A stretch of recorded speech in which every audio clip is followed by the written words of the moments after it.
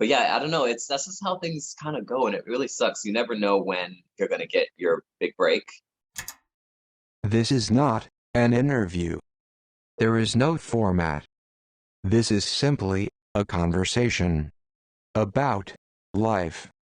The reason why I was thinking about this because I was watching some of your YouTube stuff. I mean, some of your Instagram clips, and then listening to the podcast, and y'all were talking about like the things that you wanted to do.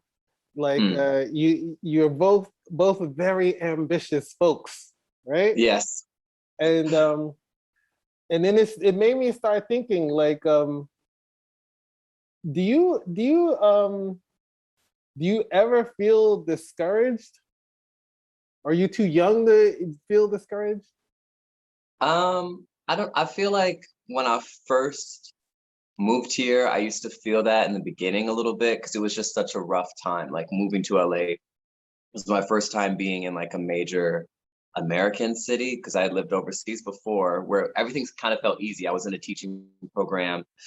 So being here and having to do that whole hustle thing and try to pursue the dream at the same time and having three jobs, that made me feel really discouraged sometimes because it Yeah, felt like impossible to even pay for class or rent a studio space. But I think as the years passed by and I was around more people who were successful in their craft or whatever they were doing, like different people I would meet, I feel like I felt like a complete change where I just felt like everything was possible. yeah, yeah.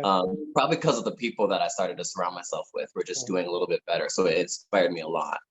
But I haven't felt discouraged in a while. I've been feeling like really inspired lately. Like I just want to do so many things. Right on, right on. Yeah. And it's really crazy because it seems like this is almost everyone's story that they were like struggling, they had three jobs, they had, and somehow people think that everyone has it so easy, but like you hear these Right. stories of these people who like used to sleep in their car and everything while they were like Uh-huh. trying to get everything together, and they just never quit, and they made it happen. Yeah.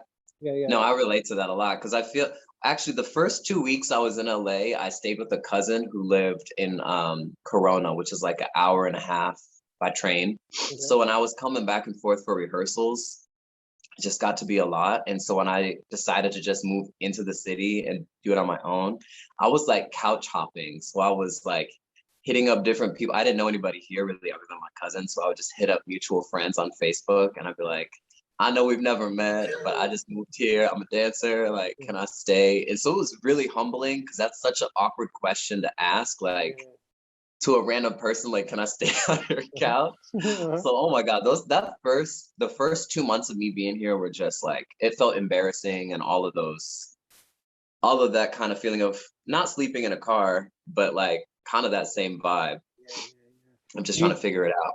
Yeah, you can imagine what happens in between when you do well and then you aren't doing so well.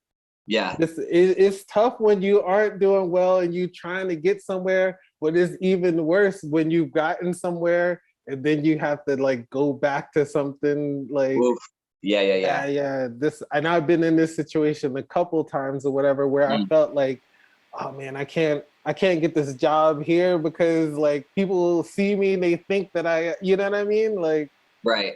yeah, No. it's always, the whole thing is just a very, very interesting uh life experience, and I guess it's not, you kind of have to either be built for it or get yourself built for it quickly, right? Right. You have to Yeah, like build up some kind of y- mental health is like the number one thing yeah, yeah, because yeah, once that starts to slip, everything else starts to fall with it. yeah. So yeah, it definitely makes you a lot stronger, I think. Yeah. So then as a teacher, Hmm. um I assume you have to encounter a bunch of people, you encounter lots of people trying to find their way, trying to make it, Yes. and everything, and outside of teaching the moves or whatever, I'm sure you have to give some some encouragement to. Yeah, that's funny that you just said that, because literally last week, one of the dancers came up to me outside of the studio and was talking about how they didn't book this really big audition that just happened in Vegas. And like, they felt like what is the point? Like, when are they gonna actually make it? Because they keep getting to the end of an audition and still not picked, or they're not chosen. So what does that mean? And I was just trying to explain that, like, at least you're making it to the end of these auditions, which means you have it. Mhm. And the chances are they're probably selecting the people that they've already worked with in the past. But yeah, I don't know. That's just how things kind of go, and it really sucks. You never know when you're gonna get your big break. Yeah. But I was trying to just encourage them to not stop, because this dancer is so insanely talented, and it's weird when you can see someone that's that good and is still thinking that they're not good enough because of validation from other people.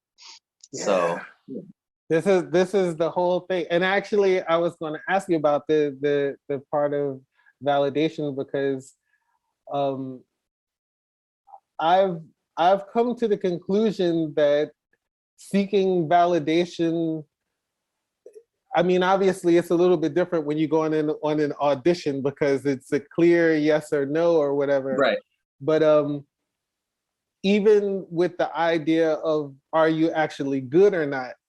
And do you have what it takes, or are you talented enough? Are you attractive enough, or whatever? It's validation is a really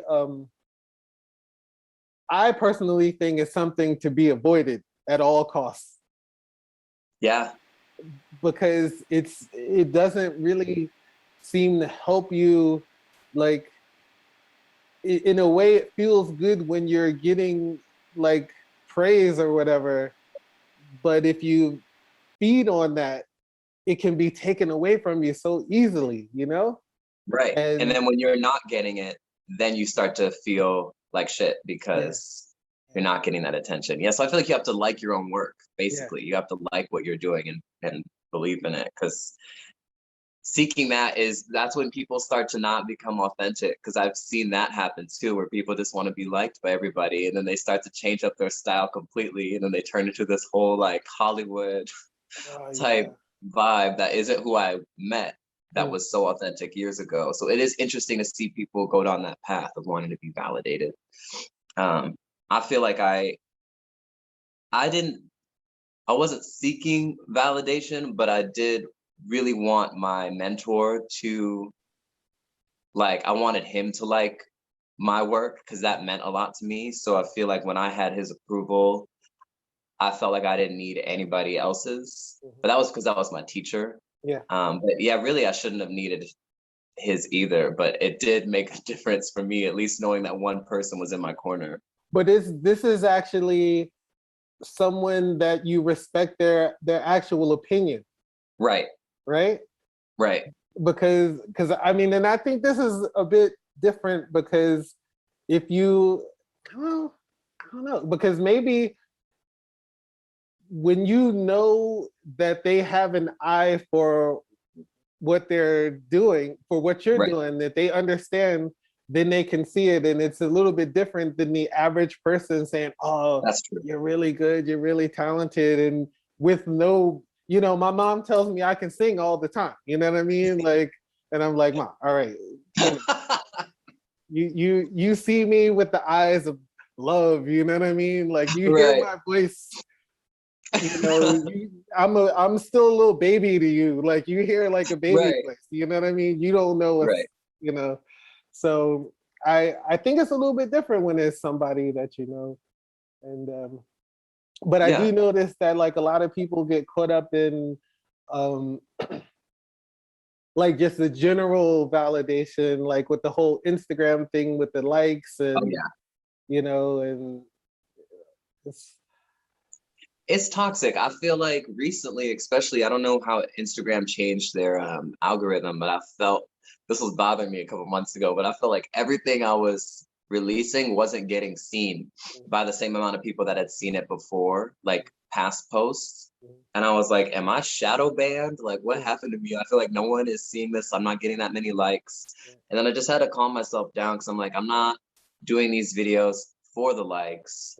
I would like people to be able to see the work, but I need to change where my intention is at right now because I feel like it's making me feel like I'm not doing a good job because people aren't seeing it or liking it. And I need to just focus on what's actually happening in that studio in that moment.